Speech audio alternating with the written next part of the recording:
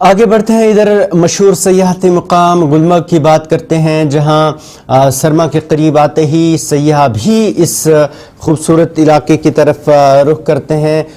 इस दौरान सरमा के मौसम से लुत्फ़ अंदोज़ होते हैं। हालांकि अगरचे अभी बर्फ़बारी नहीं हुई है, ताहम जो गैर मकामी सयाह हैं उनकी आमद में इजाफ़ा देखा जा रहा है और वो इस मौसम का ख़ास तौर पर बर्फ़बारी का लुत्फ़ लेने के लिए गुलमर्ग और दीगर जो सयाहती मकामात हैं यहाँ पर पहुँचते हैं। वहीं ये सयाह हैं जो सरमा के मौसम को देखते हुए वादी कश्मीर पहुँचे और गुलमर्ग के जो नज़ारा है उसका मजा ले रहे हैं।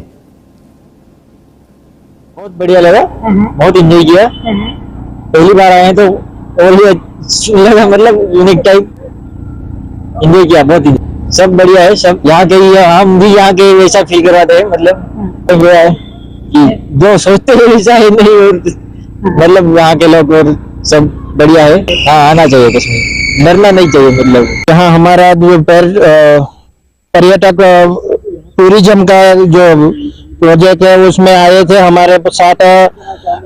पहले से हमने यहाँ से टैक्सी ड्राइवर को कांटेक्ट किया था और यहाँ आ गए हैं। हम बहुत अच्छी तरह से घूम रहे हैं। बहुत इंटेलिजेंट है यहाँ के लोग और सब में मिलजुल कर रहते हैं। सब उसका व्यवहार है, हमको बहुत पसंद आया है और खाने पीने के लिए भी बहुत बढ़िया चीजें मिल रही है यहाँ। तो वही संदेश दूंगा कि जो सभी के मन में डर है कि वहाँ ऐसा होता है वैसा होता है, ऐसा कुछ यहाँ होता नहीं है। जनरली हम देखें तो हम 3 दिन से यहाँ घूम रहे हैं तो हमें कुछ भी ऐसा महसूस नहीं हुआ कि जो खतरा हो सकता है, ऐसा कुछ महसूस हुआ नहीं।